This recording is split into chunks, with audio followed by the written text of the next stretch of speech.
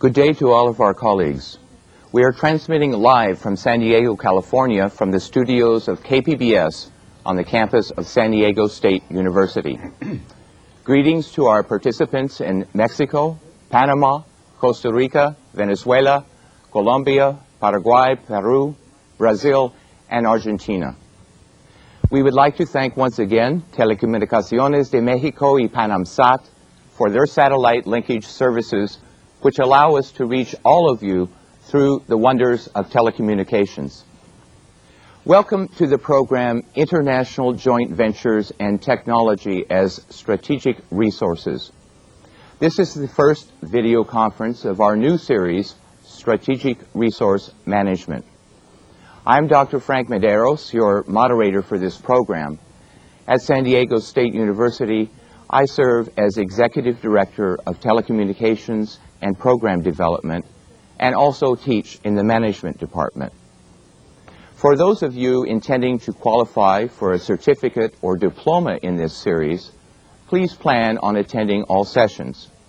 We would like to remind the coordinators at each received site to collect the attendance sheets for your site and to return them to the International Training Center as soon as possible. At this time, you should also return to us a list of names of participants interested in obtaining the certificate or diploma for this series of programs.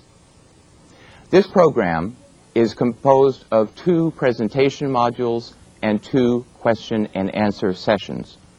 We very much look forward to your live participation, as this interaction is a very important element in what we are trying to accomplish together.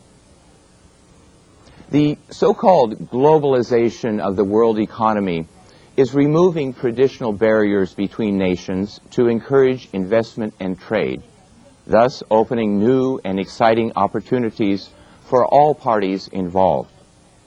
But the access to new markets and business ventures will depend, among other things, on knowledge, information, technology, and cooperative work schemes to meet the challenge of world competitiveness. Organizations are entering strategic alliances or co-investments to take advantage of each other's strengths, pooling their expertise, resources, and market strategies to increase their combined competitiveness. Certainly, this is a very important potential aspect of NAFTA and the other Latin American free trade agreements, both in this hemisphere and globally. In short, international competitiveness has now become a permanent challenge for all of us.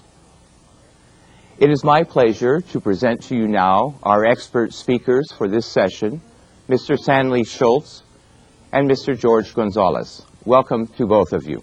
Thank you. Good morning. Mr. Schultz is a business consultant and entrepreneur. For many years, he has been active in U.S. and foreign markets as a marketer, distributor, and manufacturer, particularly in Mexico, where he maintains an active business presence. His background includes that of merchant, property owner, and university and college instructor. He is widely recognized as an efficient and resourceful provider of financial services to the business community. Mr. Gonzalez is a partner with the law firm of McKenna & Cuneo in San Diego, California. He practices in the area of domestic and international business transactions and international trade. He provides counsel to foreign clients establishing business in the United States and to foreign and U.S. clients engaged in international business transactions, including joint ventures, establishing branch offices or subsidiary operations, sales, licenses, financing, foreign agency, and related business relationships. Before we begin with the first module, I would like to ask you both several questions. And first, how new is the concept of joint ventures and technology as strategic resources? Well, I'd like to respond to that. First of all, the the process of joint venturism or joint ventures is not new. It goes back for decades, even to pre-World War I, when Krupp Munitions and British Armstrong Vickers joined together before they started shooting at each other before World War I. So it is not a new thing. And of course, technology today as a strategic resource, particularly when you look at computer-based technology, is actually the catalyst that is promoting these alliances that are taking place now between nations. I think I'd like to add that the relationships are becoming more clearly defined. In the past, they were referred to more as consortiums, or they were more less clearly defined contractual relationships between companies that expose companies to more liability in foreign lands. Now, through the joint venture agreements and joint venture relationships, there's a clearer definition of the roles of the participants that is stated in these agreements, and there's a greater protection against exposure to liability in foreign countries when companies are going from their home country into foreign countries to do business. In this regard and along these lines, what are the likely changes that you see in this arena in the coming months and years ahead? Well, I can think of just two words: explosive growth, particularly with the technology we were just speaking about. Transnationals are the primary source today of the transfer of this technology from nation to nation. And, of course, computer-based technology has made work easier and more profitable, hopefully, for companies throughout the world. Also, countries throughout the Western Hemisphere and throughout the world are encouraging foreign investment by opening their economies, by enacting laws and mechanisms for protection of proprietary information and technology. And rather than being protectionist, they're encouraging foreign investment to come in and encouraging new technologies to come in for the improvement of their industries and economies. Do you think that there are special opportunities for us here in the Western Hemisphere, that is in North, Central, and South America? Oh, definitely. On the heels of the determination of the European community to join together and form the major trading bloc that they have, we now have the beginnings of the same thing in the entire Western Hemisphere with the NAFTA agreement, which to me is just a beginning, where I feel that all of South America, Central, and North America will join together. So I feel that the opportunities are outstanding, particularly when you look at the natural resources, the labor pools, and the technology that we have available. Well, that's right. There are some 36 bilateral and multilateral trade agreements that have been either signed or in the process that are in the process of negotiations today. NAFTA is one of among all of those 36 they will ultimately create a market of 600 million people. 600 million. 600 million. Thank you, Mr. Schultz. Mr. Gonzalez. In order to understand and appreciate the importance of the general theme of this video conference, we will be covering a number of topics today. Among these are such issues as the strategic importance of globalization and its effects on small and medium-sized organizations, how to be more competitive regionally and internationally, institutional agreements for co-investment and arbitration, free trade and new opportunities for international business, an overview of resources and support for multinational ventures, including legal and financial aspects, the use of management consultants and bankers, and future tendencies of the global business environment. Let us begin with Module 1, in which Mr. Schultz addresses globalization and competitiveness issues.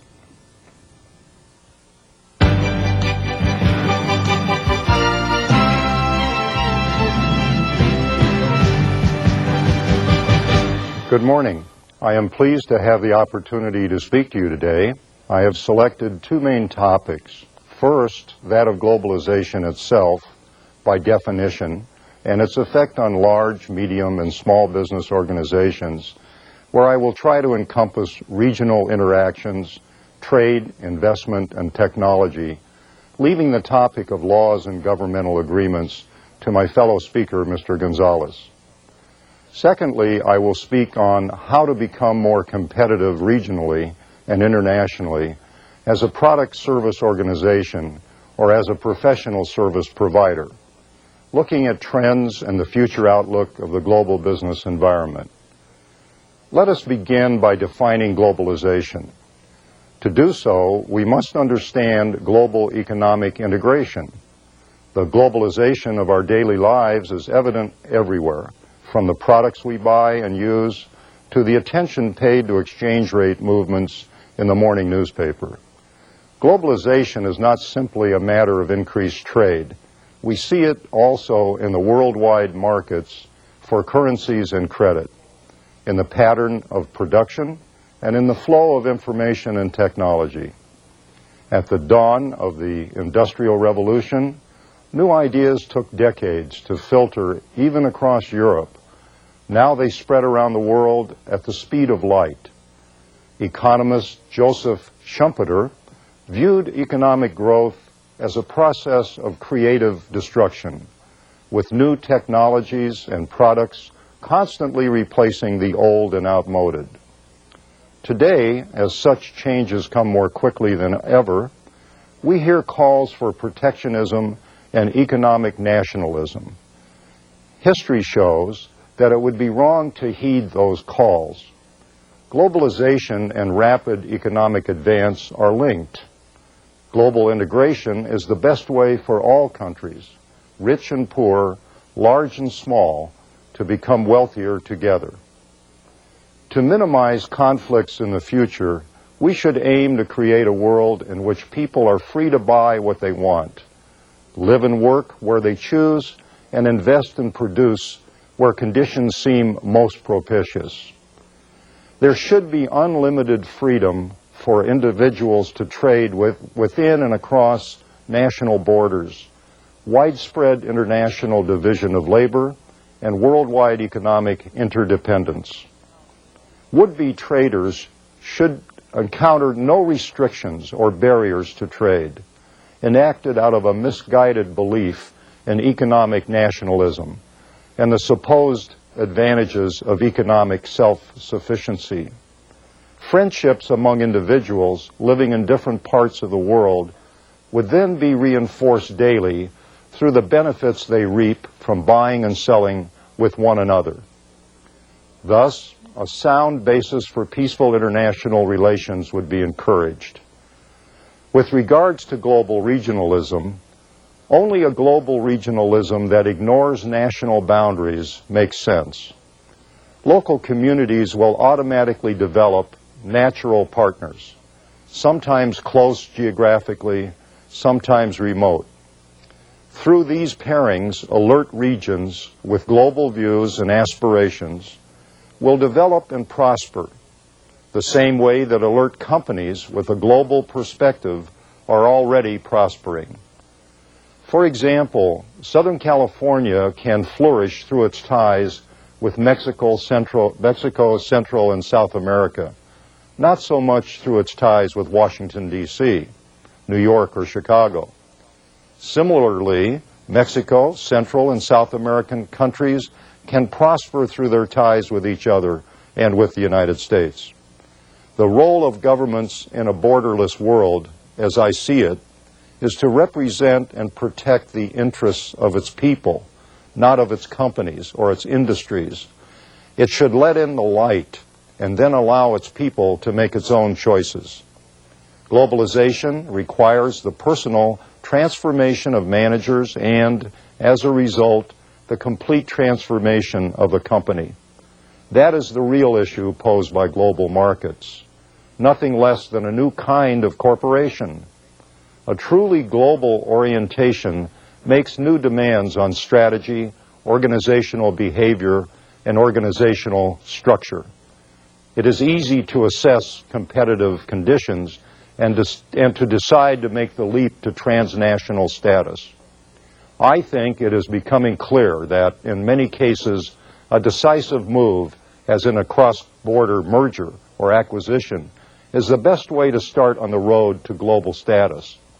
And a responsiveness to local conditions and consumers, regardless of how unique they might be, is certainly the best way to keep it. This is only the beginning, though. The more profound challenge is just how strategy, behavior, and structure work after the transnational leap has been taken. What features describe and distinguish transnational corporations?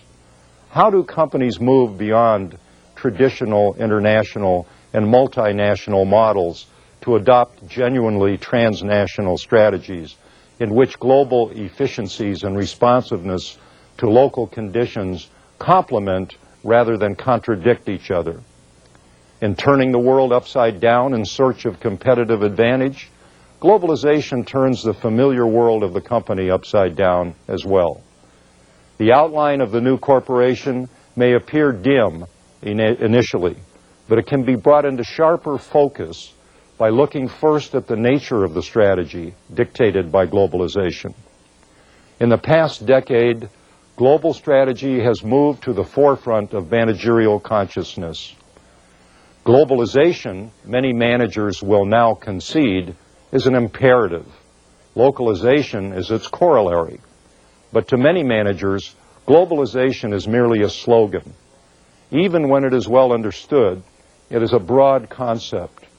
On the one hand, it includes international strategies in which competitive advantages gained in the home market are systematically exploited abroad through exports, an approach pursued most successfully by Japanese automakers and American commercial aircraft manufacturers, such as McDonnell Douglas. With the latter, I spent a 4-year period working as a consultant with their countertrade and offset program in Finland, Yugoslavia, and Austria. On the other hand, globalization may also include multinational strategies in which companies expand globally by reproducing their high value-added functions in each of the world's major markets. A game plan that has been executed adroitly by companies such as Unilever, ITT Corporation, and Nestle, companies that pursue an international strategy primarily focus on efficiency and competitive cost advantage through economies of scale. For decades, Boeing has rigorously implemented a classic international strategy, successfully exporting jetliners from its 2 factories near Seattle, Washington, in the northwestern United States to the rest of the world. More than half the jetliners that have ever been built are from Boeing. Specifications for jetliners are universal. They require virtually no tailoring to local markets.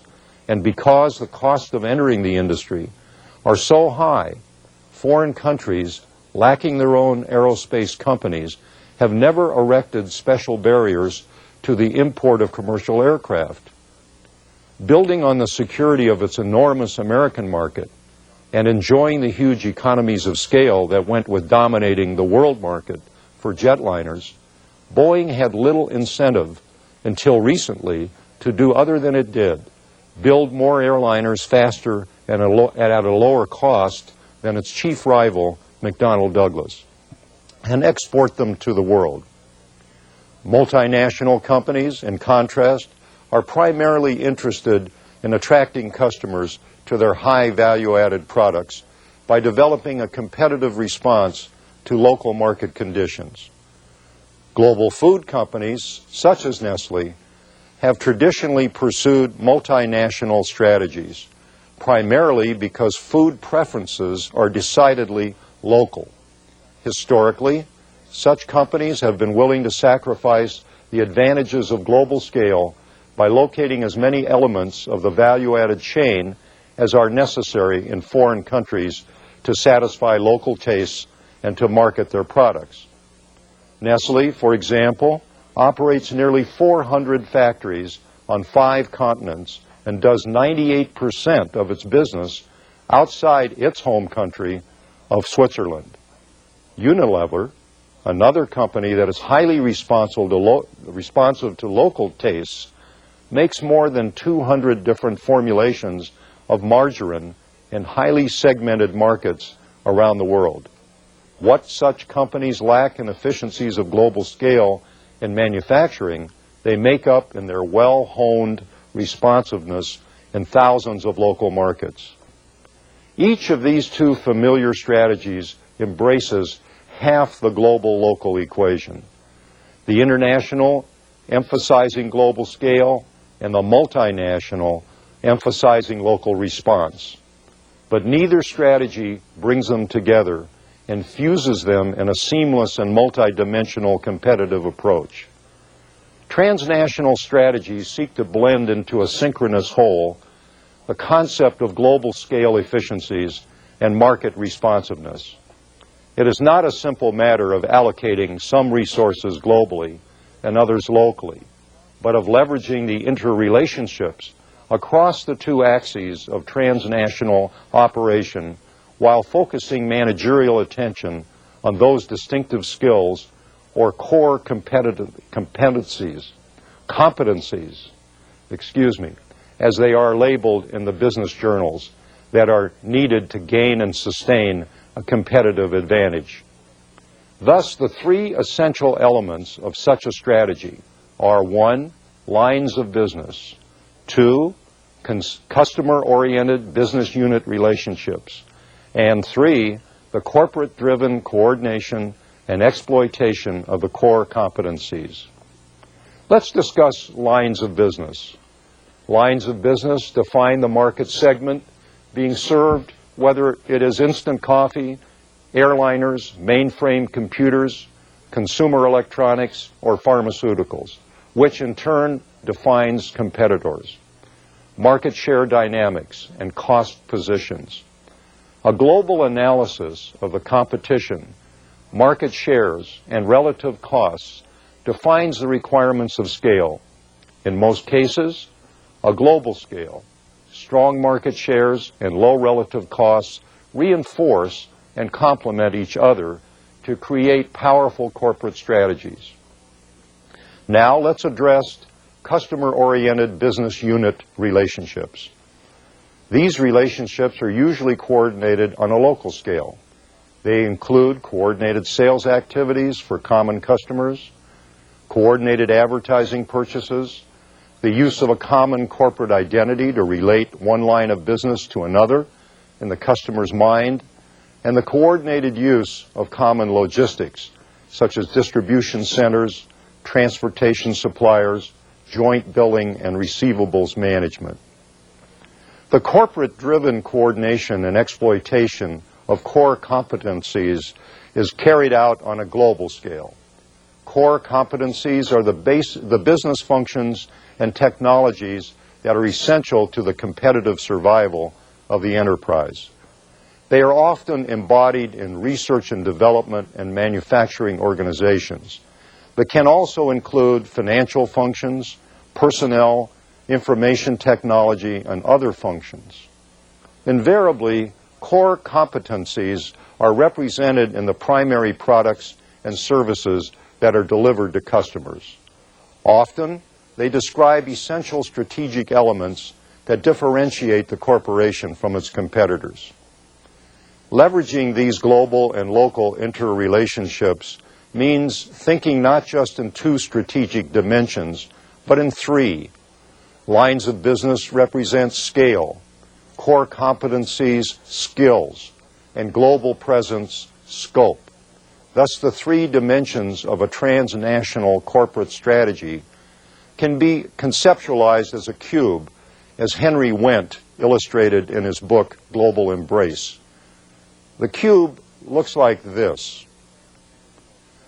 The purpose of the transnational strategy cube is to illustrate the strategic integrity required to articulate a business strategy in three dimensions. Each dimension is important in its own right and supports the integrity of the entire structure. Remove or ignore one dimension and the entire structure collapses. the management of corporate interrelationships on both the local and global dimensions holds great potential for vastly improving corporate performance. The additional complexities of constantly thinking and working in three essential strategic dimensions are substantial, but they are increasingly viewed as the keys to long-term competitive success. Competitive advantage grows out of the way companies organize and perform distinct activities. The operations of any firm can be divided into a series of activities, such as salespersons making sales calls, service technicians performing repairs, scientists in the laboratory designing products or processes, and treasurers raising capital. Companies create value from their buyers through performing these activities. The ultimate value a company creates is measured by the amount buyers are willing to pay for its product or service. A company is profitable if this value exceeds the collective cost of performing all the required activities.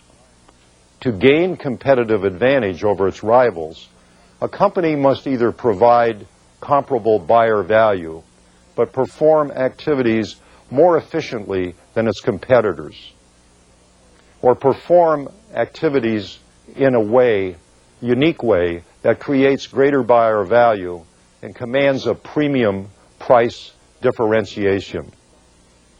Michael Porter, in his book, The Competitive Advantage of Nations, describes these activities as a value chain. All the activities in the value chain contribute to buyer value. Activities can be divided into those involved in the ongoing production, marketing, delivery, and servicing of the product. These are primary activities. Those activities providing purchased inputs, technology, human resources, or overall infrastructure functions to support the other activities are called support activities.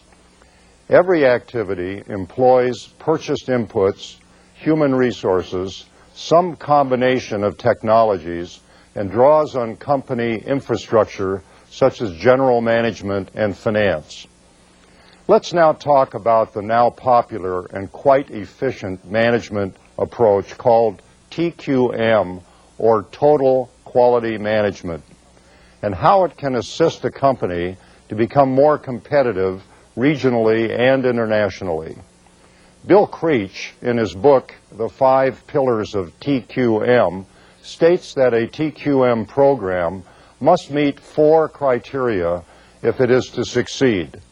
First, it must be based on a quality mindset and quality orientation in all activities at all times, including in every process and product. Second, it must be strongly humanistic to bring quality to the way its employees are included, treated, and inspired. Third, it must be based on a decentralized approach that provides empowerment at all levels, especially at the front line, so that enthusiastic involvement and common purpose are realities, not slogans. Fourth, TQM must be applied holistically and with a system approach so that its principles, policies, and practices reach every corner of the organization. In short, the TQM approach must shape all parts of the management system, structure, and style, not some pieces in some ways. TQM is, in a way, being used by the Japanese, and successfully.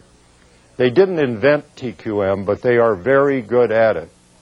The 5 pillars of TQM are product, process, organization, leadership, and commitment, as shown in this illustration. Product is the focal point for organization purpose and achievement.